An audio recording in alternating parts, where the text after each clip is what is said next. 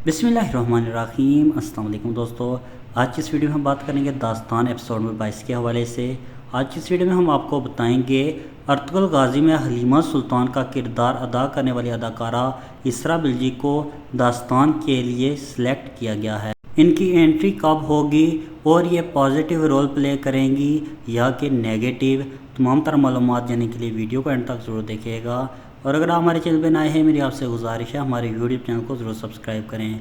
दोस्तों के जैसे कि ड्रामा सीरीज़ दास्तान में बहुत से नए अदाकार शामिल हो रहे हैं, इसीलिए महमूद बुज़दाग ने इसरा बिल्जी को भी दास्तान में शामिल करने का फ़ैसला किया है। 2 से 3 एपिसोड के बाद हम इसरा बिल्जी को दास्तान ड्रामा सीरियल में देखेंगे और मेरे तजज़िये के मुताबिक इन्हें पॉजिटिव रोल प्ले करना चाहिए और हमारे बहुत से ज़रा ये कह रहे हैं कि ये नेगेटिव रोल प्ले करेंगी।